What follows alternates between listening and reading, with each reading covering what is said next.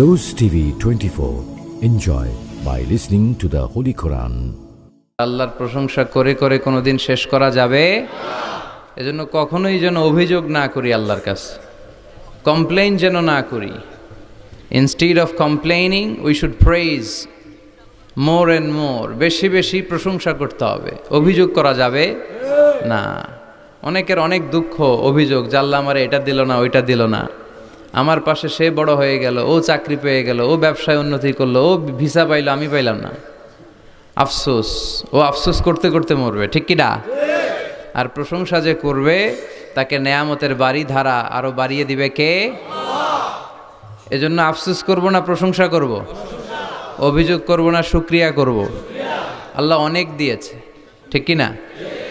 আপনারা শেখ সাদি রাহিমাহুল্লাহর নাম শুনে থাকবেন। বালাগাল উলা বিকামালিহি কাশাফাদ দুজা বিজামালিহি, এই কবিতা লিখে উনি বিখ্যাত হয়েছিলেন। উনি পার্সিয়ান পয়েট, ইরানি একজন কবি। তো ওনার একবার আর্থিক সমস্যা যাচ্ছিল, দৈন্যতা যাচ্ছিল, টাকা পয়সা ছিল না, ফলে ওনার পায়ে দেওয়ার মতো জুতা ছিল না। তো খুব আফসোস করতেছে, হায় রে, আমি এত বড় কবি, আমার পায়ে দেওয়ার মতো জুতা নাই। আফসোস করে ঘর থেকে বের হলেন, দেখলেন এক ভিক্ষুক ভিক্ষা করছে, ওর পাই নাই। কি নাই? আর কবি সাহেবের কি নাই? ওনার জুতা নাই, এজন্য দুঃখ। বের হয়ে দেখে সাইল ভিক্ষুক, ওর পা নাই। এবার উনি সেজদায় পরে আল্লাহর ডেকে বলে, আল্লাহ শুকর আলহামদুলিল্লাহ, অনেক ভালো আছি। শুকর আলহামদুলিল্লাহ, বেশ ভালো আছি, অনেক সুখে আছি। এজন্য সুখ হচ্ছে আলহামদুলিল্লাহর ভিতরে। সুখ আছে কিসের ভিতরে? যে কোনো পরিস্থিতিতে আমরা থাকি না কেন, বিপদে আপদে, সকালে বিকালে, শীতকালে গ্রীষ্মকালে, আমরা কি পড়ব? আলহামদুলিল্লাহ পড়ব। এর কারণ চাহিদার কোনো শেষ নাই। যার আছে যত বেশি, সে চায় তত বেশি। দেখবেন যার সাইকেল আছে ও হুন্ডা চায়, চায় না? আরো নিচ থেকে যদি বলি, যার পা নাই ও চায়, আল্লাহ আমার যদি দুইটা পা থাকতো। কথা বলেন। পা নাই এরকম লোক আছে না এলাকায়? সে হেঁটে যাওয়া লোকদের দিকে তাকিয়ে থাকে, আর তার স্বপ্ন থাকে ওইটা, ইস আমার যদি পা থাকতো। হেঁটে হেঁটে হেঁটে যারা বাজারে যায়, স্কুলে যায়, কলেজে যায়, ওদের আফসোস যারা সাইকেল চালায় ওদেরকে দেখে, তাই না? সাইকেল থাকলে খুব ভালো হইতো, সাইকেল চড়ে চড়ে বাজারে যেতে পারতাম। সাইকেলওয়ালারও আফসোস আছে, সে আফসোস করে হুন্ডাওয়ালাদের দেখে, মনে মনে ভাবে যদি ভো ভো থাকতো, হ্যাঁ একেবারে যেতে পারতাম। হুন্ডাওয়ালাদের আফসোস হচ্ছে প্রাইভেট কারওয়ালাদের দেখে, ইস আমার যদি একটা কার থাকতো। যার কার আছে ও আফসোস করে, ইস আমার যদি একটা প্লেন থাকতো। যার প্লেন আছে ও বলে, ইস আমার যদি একটা কপ্টার থাকতো, if I had a copter, আমার যদি একটা হেলিকপ্টার থাকতো, উড়াল মারতাম। কথা বলেন। তাহলে এই চাহিদার, ডিমান্ডের, হিউম্যান ডিমান্ডসের কোনো শেষ আছে? যে এলাকার ছোট্ট মেম্বার, ওই মেম্বার ভাই চায় কি করে চেয়ারম্যান হওয়া যায়। কথা বলেন। যিনি চেয়ারম্যান হয়ে গেলেন, উনি এবার ভাবে কি করে MP, member of the parliament হওয়া যায়, তাই না? আচ্ছা, এমপি যিনি হয়ে গেলেন, উনি আরেকটু উপরে যেতে চায়, ভাবে যদি একটু একটু যদি যাইতে পারি, একটা মন্ত্রণালয় যদি পাইতাম, হ্যাঁ মিনিস্ট্রি যদি একটা পেতাম, কতই না ভালো হতো। তো মন্ত্রী যিনি হইল, উনি, ওনার অনেক শখ, ইস আর একটা জায়গা বাকি। হ্যাঁ কি নাম ওইটার? PM, prime minister. কিন্তু এই দেশে অসম্ভব। কথা বলেন। এই দেশে প্রাইম মিনিস্টার হওয়া যাবে? এক দুজন এদের মধ্যে ধাক্কাধাক্কি, এবং ওনাদেরকে মেনে নিতে হবে। আপনি বাঁচেন আর মরেন, ওনারাই প্রাইম মিনিস্টার। কথা বলেন। তাহলে এই কথাগুলো বলার উদ্দেশ্য হচ্ছে, হিউম্যান ডিমান্ডসের কোনো শেষ নাই, আনলিমিটেড হিউম্যান ডিমান্ডস। এজন্য বিশ্বনবী বললেন, লাউ আন্না লিকুল্লি ইবনি আদামা ওয়াদিয়ান মিন যাহাব আহাব্বা আইয়াকুনা লাহু ওয়াদিয়ান ওয়া লা ইয়ামলা আফাহু ইল্লা তুরাব। আল্লাহ বলেন, এই বনি আদমের প্রত্যেককে যদি একটা করে স্বর্ণের পাহাড়ের মালিক বানিয়ে দেয়া হয়। কিসের পাহাড় দেখছেন জীবনে?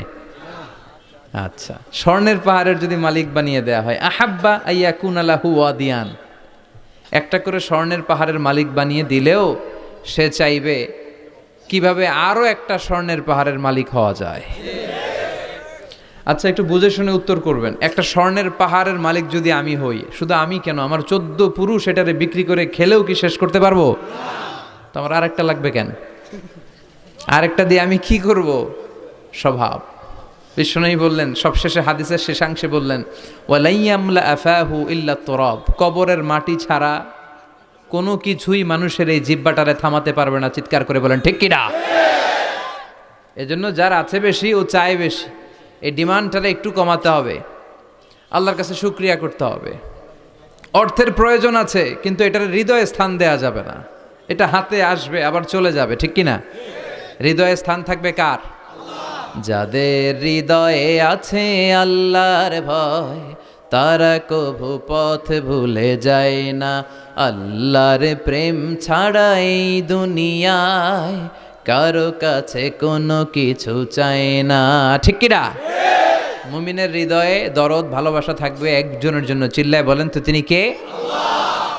এজন্য আমরা যেন শুকরিয়া করি, আমরা যেন অভিযোগ না করি। দেখেন, আমরা যদি জিজ্ঞেস করি, ভাই আপনি কি চান, কি লাগবে আপনার, কার কি লাগবে, একজন বলবে আমি এটা চাই, আমার এটা নাই, আমি ওইটা চাই, ওইটা চাই, কত কিছু লাগবে আমাদের।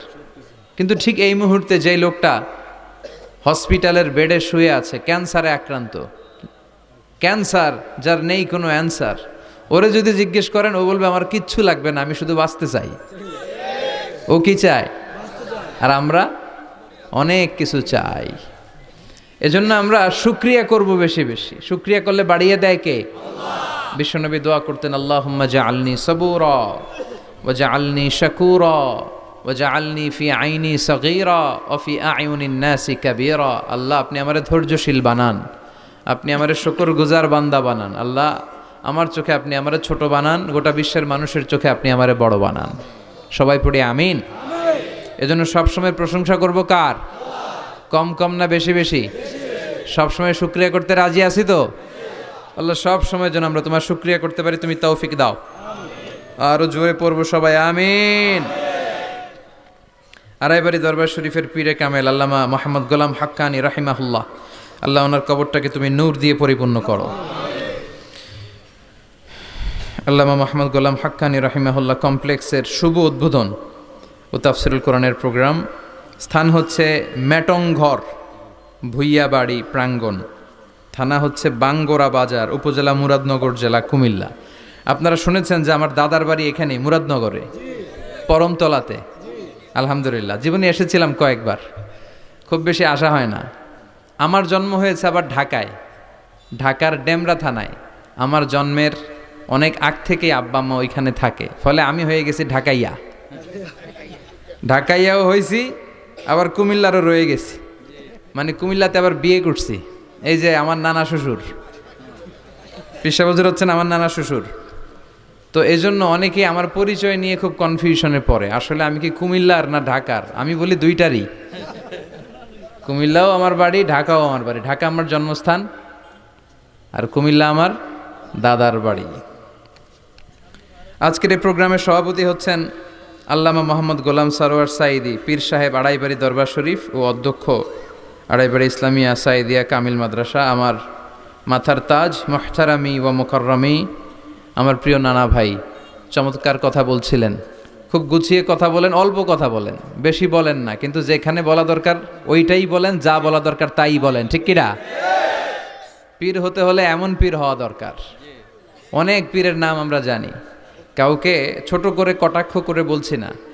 আপনি আমার নানা ভাইয়ের কথা শুনলে দেখবেন যে গতানুগতিক যে পিরালি, এই পিরালি উনি করে না। কোরআন সুন্নাহকে আধুনিকভাবে মানুষের কাছে পৌঁছে দিতে চায়, জোর করে কাউরে মুরিদ বানাতে চায় না।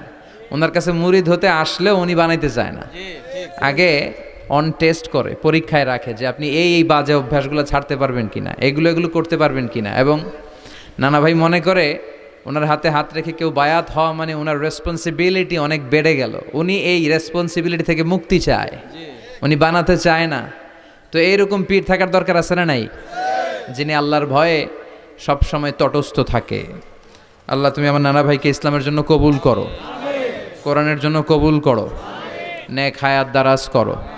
কোরআন সুন্নাহর কথাগুলো তিনি যেমনভাবে প্রকাশ করে যাচ্ছেন, আমরণ যেন আপসহীনভাবে কোরআন সুন্নাহর কথা প্রকাশ করতে পারে। আল্লাহ তুমি তৌফিক দাও। আল্লাহর কাছে কামনা করছি যে অল্প কিছু সময় আমরা কথা শুনবো, সরাসরি কোরআন থেকে শুনবো, পড়ি ইনশাআল্লাহ। কোরআন থেকে কথা শোনার সবচেয়ে বড় একটা ফজিলত হচ্ছে এই কথার মধ্যে কোনো গোজামিল নাই, কোনো ভুল নাই, কোনো সন্দেহ নাই। চিল্লায় বলেন ঠিক কিনা? এবং কেউ কি এই কোরআনের ব্যাপারে কোনো সন্দেহ, কোনো ভুল, কোনো ইনকনসিস্টেন্সি প্রমাণ দিতে পেরেছে? পারে নাই, পারবেও না। This is the book whereof there is no doubt, no suspicion in it, and a guidance to those who are muttaqin. আল্লাহ বললেন যালিকাল কিতাব লা রাইবা ফি হুদাল লিল মুত্তাকিন। এটা এমন বই যে বইয়ে কোনো ভুল নাই, কোনো সন্দেহ নাই, এবং মুত্তাকিনদের জন্য হেদায়েতের গাইড বুক করে এই বইটারে পাঠালো কে? আল্লাহ। এজন্য এই বইটা আমরা বুক সেলফের একেবারে উপরের তাকে রাখবো, যাতে ধুলা বালি আর মাকড়সার বাসা এটা ময়লা হয়ে থাকে। হ্যাঁ, কোথায় রাখবেন? একেবারে হাতের কাছে রাখবো, হাতের কাছে রাখবো। পৃথিবীর সবচাইতে নন্দিত এই কিতাবটা আজকে সবচাইতে বেশি নিগৃহীত, উপেক্ষিত। বুক সেলফে রাখে, তাও একেবারে উপরের তাকে, কারণ বছরে 1-2 বার কামে লাগে। কেউ মরলে, কথা বলেন, মারা গেছে, এখন সামনে বসে বসে কোরআন তেলাওয়াত করতে হবে। কোরআন এসেছে জীবিত মানুষদের জন্য। কোরআন নিজেও জীবিত কিতাব, আলোকিত করেও জীবিতদেরকে। চিল্লায় বলেন ঠিক কিনা? কিতাবুন হাই, জীবিত কিতাব, ওয়াকিং এনসাইক্লোপিডিয়া, চলমান বিশ্বকোষ। যাই জিজ্ঞেস করবেন তথ্যের সম্ভার, তথ্য উপাত্ত আর ইনফরমেশন এই কোরআনের ভেতরে আছে না নাই? মানব সমস্যার সব সমাধান আছে। এজন্য এই বইটাকে বলা হয় দ্য প্রবলেম সলভিং মেথোডোলজি। এই কোরআন আপনার সব প্রবলেমকে সলভ করে দেয়। It's not a problem creating methodology. এটা জীবনের কোথাও সমস্যা বাধায় না। কোরআন কোথাও সমস্যা লাগায়? কথা বলেন, জট লাগায় নাকি জট খুলে দেয়? আলহামদুলিল্লাহ পড়েন। এজন্য কোরআনের সাথে যেন আমরা সম্পর্ক বাড়াই। We should increase the attachment with the holy book Quran. যতই সম্পর্ক বাড়াবেন আপনার মর্যাদা বাড়াবে কে? আল্লাহ। সম্মানিত ভাইরা, খেয়াল করে বুঝবেন, সাইয়েদনা জিবরিল আলাইহিস সালাম এই কোরআন নিয়ে পৃথিবীতে এসেছিল, তাই তিনি হয়েছেন শ্রেষ্ঠতম ফেরেশতা। রমাদান আল মুবারকে আল্লাহ তাআলা এই কোরআনকে নাজিল করেছে, তাই রমাদান হয়েছে শ্রেষ্ঠতম মাস। বিশ্বনবীর উপর আল্লাহ তাআলা এই কোরআন নাজিল করেছেন, তাই তিনি হয়েছেন বিশ্বনবী। আমরাও যদি এই কোরআনের সাথে সম্পর্ক লাগাই, আমাদের মর্যাদাও এরকম আকাশচুম্বী করে দিবে কে? আল্লাহ। এজন্য কোরআনের সাথে অ্যাটাচমেন্ট বাড়ানোর দরকার আছে না নাই? প্রতিদিন যেন আমরা কোরআন তেলাওয়াত করি, প্রতিদিন যেন কোরআনের বঙ্গানুবাদ পড়ি। যা বলার সব বলা হয়েছে, নতুন করে আল্লাহ কিছু বলবে না। এজন্য কোরআন থেকে নূর নিয়ে যেন আমরা নিজেদেরকে আলোকিত করি। কোরআনের একটা নাম হচ্ছে নূর, একটা নাম কি? লিতুখরিজান নাসা মিনাজ যুলুমাতি ইলান নূর। এই কোরআনকে আমি পাঠিয়েছি অন্ধকারাচ্ছন্ন মানুষগুলোকে আলোর পথে নিয়ে যাবার জন্য। কোরআন মানুষকে আলোকিত করে, কোরআন মানুষকে জাহালাত বা অন্ধকার শিক্ষা দেয় না। এজন্য আসুন কোরআনের সাথে সম্পর্ক বাড়াই এবং নিজেদেরকে আলোকিত করি। আর এই কোরআনের যেখান দিয়েই আমরা কথা শুনি না কেন, নাই লা তুহসা আজাইবুহু ওয়ালা তাবলা গরাইবুহু ফিহি মাসাবিহুল হুদা ওয়া মানারুল হিকমা।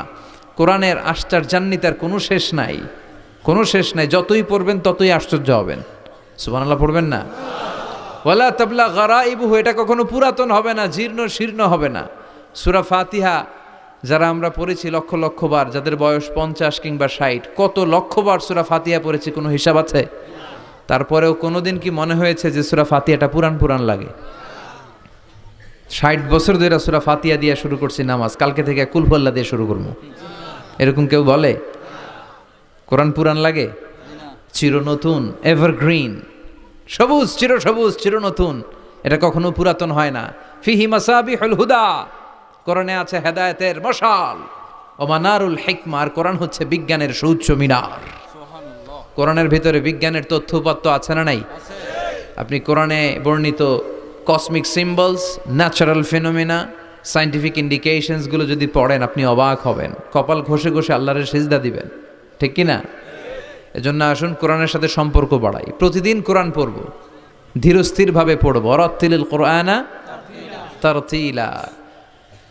আনাস রাদিয়াল্লাহু তাআলা আনহুকে জিজ্ঞেস করা হলো, আনাস, আল্লাহ রাসূলের কাইফা কানা কিরাআতু রাসূলিল্লাহ, আল্লাহ রাসূলের কিরাত কেমন ছিল? তিনি বললেন কানাত মাদ্দান, আল্লাহ রাসূল সাল্লাল্লাহু আলাইহি ওয়াসাল্লাম টেনে টেনে তেলাওয়াত করতেন। টেনে টেনে তেলাওয়াত করতেন। এই যে একটু আগে তেলাওয়াত হচ্ছিল সূরাতুল মুলকের, কত সুন্দর টেনে টেনে সে পড়েছে। এইভাবে বিষ্ণু ইসা ইসলাম টেনে টেনে পড়তেন। উম্মে সালামা রাদিয়াল্লাহু তাআলা আনহাকে জিজ্ঞেস করা হলো, কাইফা কানাত কিরাআতু রাসূলিল্লাহ ইয়া উম্মুনা, ইয়া উম্মানা, আমাদের মাতা, আমাদের প্রিয় নবীর তেলাওয়াত কেমন ছিল?